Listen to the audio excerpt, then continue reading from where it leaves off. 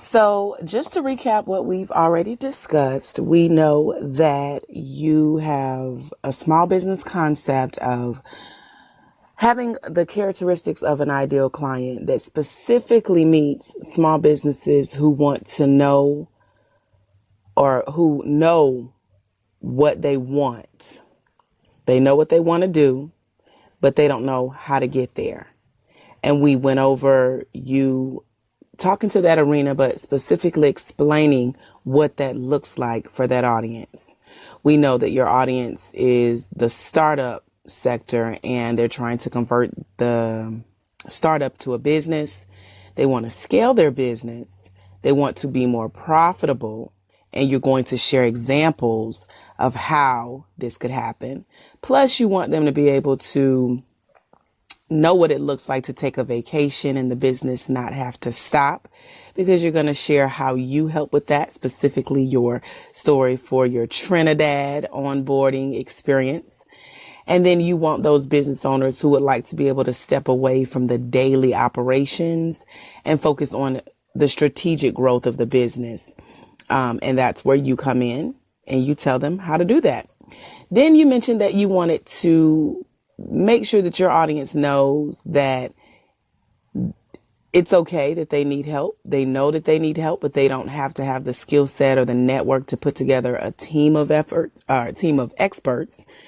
And so they're in a position where they know they need help, but they can't hire one of the bigger name brands. And again, that's when you will tell them how you will come in and that you'll help because you are one of the firms that can come in and fill in the gap. Then you mentioned knowing that they can benefit from having someone put together a plan to increase their profits that meets them where they are and adjust as the various milestones are met and or their business needs changed as far as decreasing operation costs and putting together daily operation systems. And so again, we're going to remind them that not just anyone can do this. You have to have a certain skill set and why you're the person to come in and do it. And then you mentioned measuring. We're going to show them how you measure this specifically. So when you come in and you tell the client what type of plan you can provide, how you can help with things like the business owner not getting burnt out because everything requires their involvement and therefore limiting their growth. You're going to wrap all of your services and everything you provide with that audience as showing that you are the person to bring them in. But again, you want to be careful because you mentioned burnout a couple of times in your synopsis of your ideal client, and you don't want a client who is burnt out. So you want to go in as someone who is an expert, but also having that perfect client or that ideal client characteristic, as I like to say.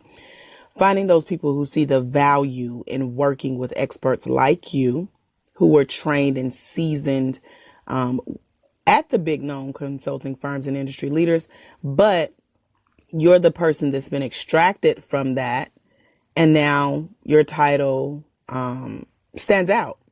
So you're going to make sure that you show them that you are the person with that specific title. You are the person with the company that can do it, and that you specifically cater to solopreneurs. You mentioned some pain points and problems being solved by your business. And I just want to kind of summarize and recap just a portion of messaging magic that I saw out of everything that was submitted.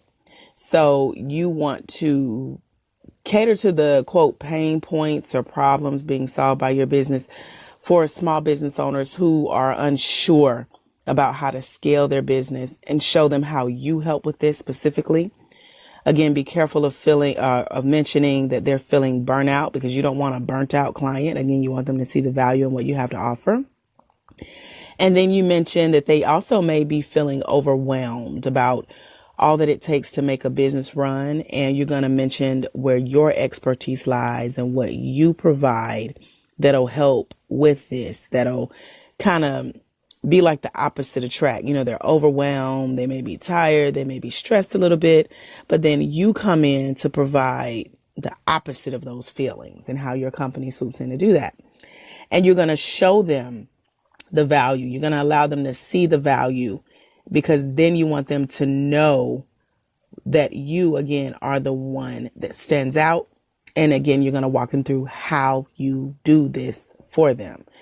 So let's see, you mentioned that they're feeling as if there is so much to do and they don't have the skills and or the bandwidth to put a system in place quickly.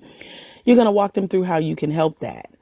And for the business owner who is unable to afford you, be careful of those, because you want people to be able to hire you and your team in the future.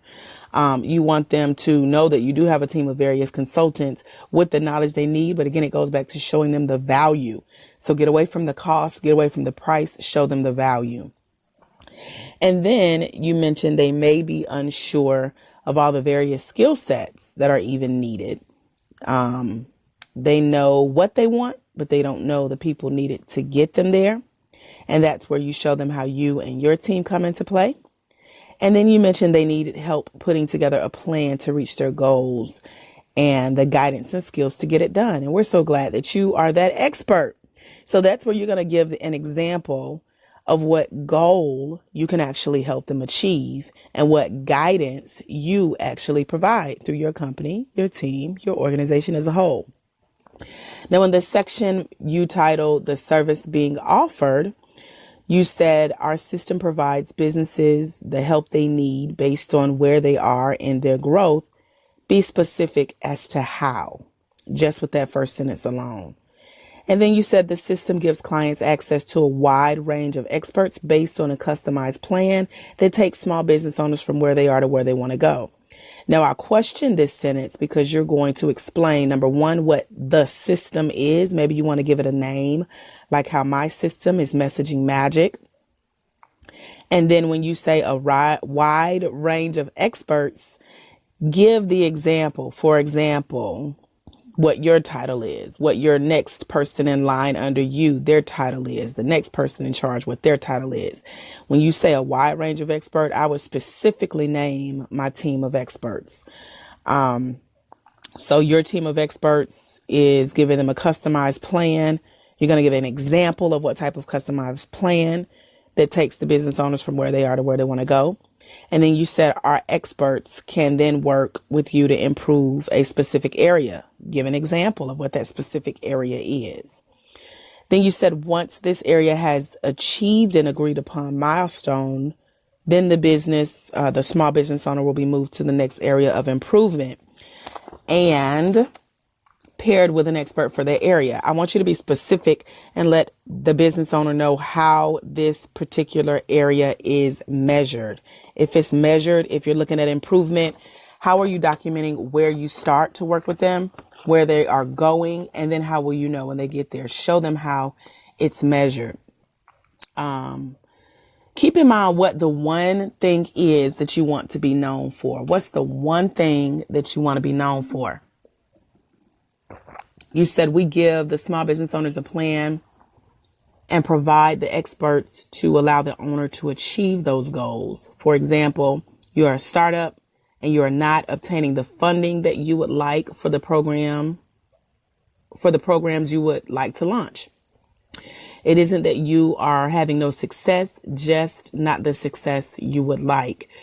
We could help assess/reassess your existing corporate structure to ensure your startup is positioned to receive maximum donations and revenue. Again, what's the one thing out of all of this that you want to be known for? Because just in these sentences alone, this speaks to two different markets. For example, for-profits and nonprofits. And it kind of confuses who's reading it, me for the first part, and the person who's listening, your audience, for the second part. So you need to break down the services that you offer, that your team of experts can offer, and how others, how it caters to the different markets. It's okay if you're going to serve two markets, but just be specific as to which market you're talking to at the time. Then you go on to say we could next evaluate the type of programs being offered, where those programs are being offered, and how they're being marketed.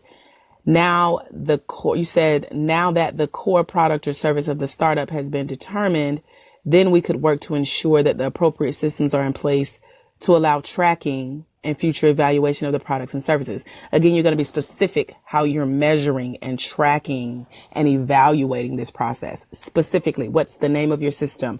What does that look like? You don't have to go into the dirty details of exactly how, but show us what that looks like specifically.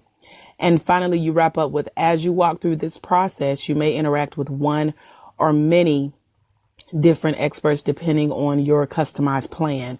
We work with you to ensure that your needs are met such that you thrive and not just survive.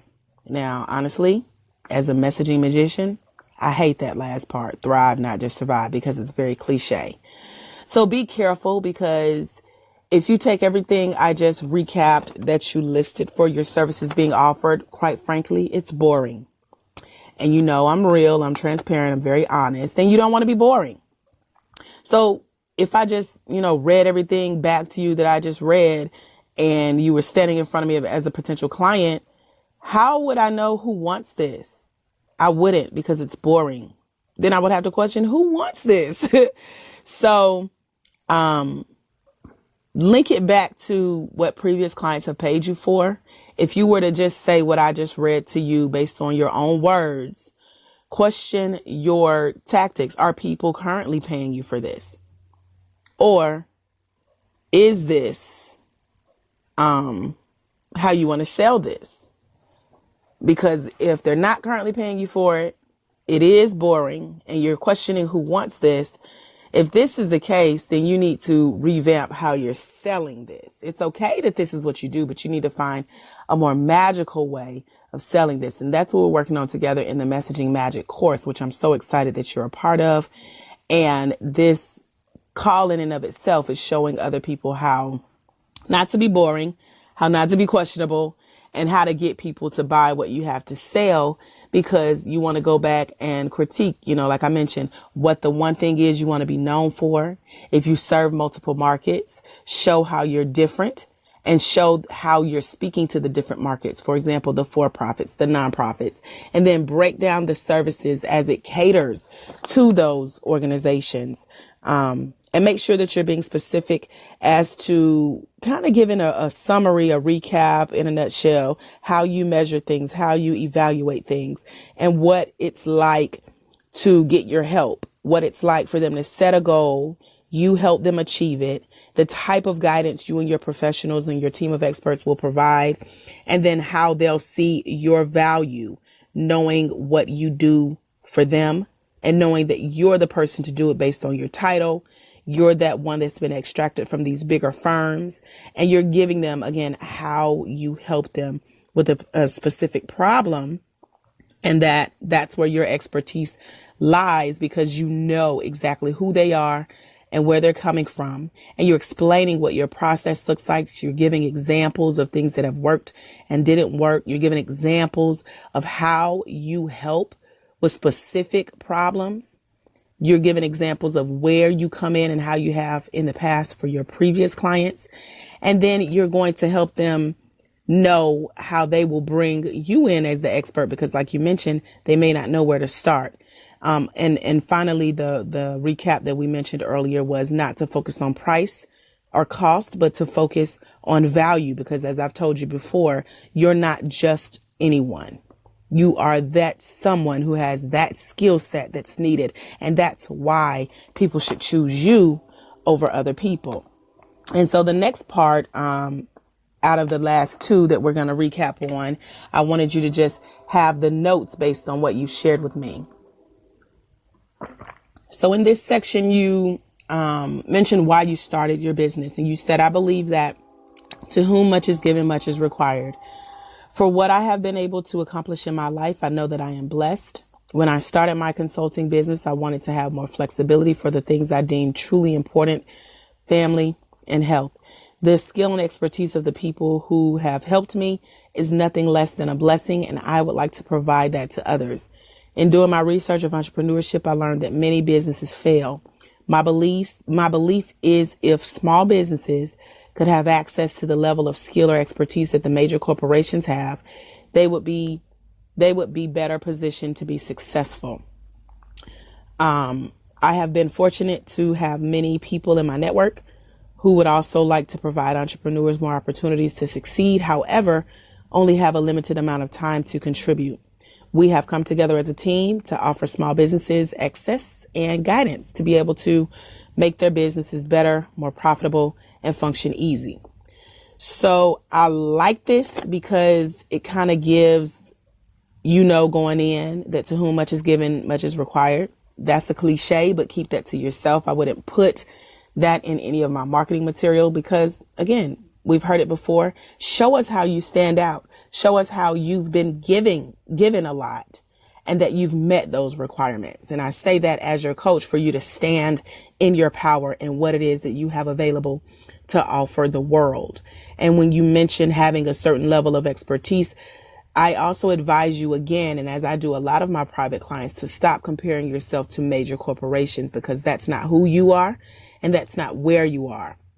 So you want to make sure that you're standing in your power and your authority as an expert in your industry and who you serve, because it will never happen that you're one person and going up against the major corporation. You want to go up against who you were yesterday. You want to go up against the team that you had yesterday. If you put yourself in major shoes too soon, it'll kind of be almost impossible and feeling like it will never happen because, again, you're a solopreneur talking to solopreneurs. This is just the beginning, though. You never know what the future holds. You never know where you can take your company. But just be careful in coming out the gate swinging when you don't have to. All you have to do is embrace your niche, your target market, those that you serve, your team, your business and company motto. Stand in that power. Talk to who you're talking to. Don't worry about the big boys or AKA competition, because right now at this moment, you don't have any outside of yourself. So think about that. And then when you say we have come together, again, break down your team of experts. Who is we? What are we talking about?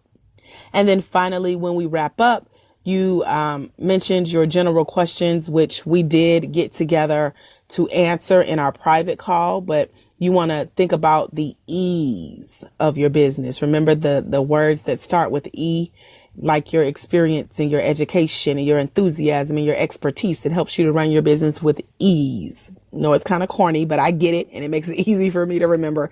But when you think about that, that helps you stand in your power. So I want to leave you with a few tips as to how to craft your business into a message that resonates. Think about what you've been through. What is your story?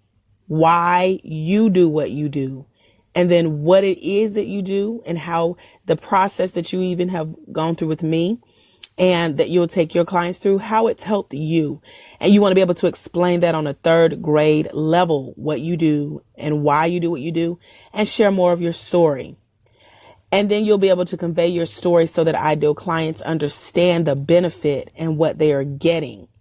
You'll be able to get your message, quote, out to the masses, but you want to be able to define what the benefit of what you do is, what that benefit is, what the clients are getting specifically, and then what the masses look like to you.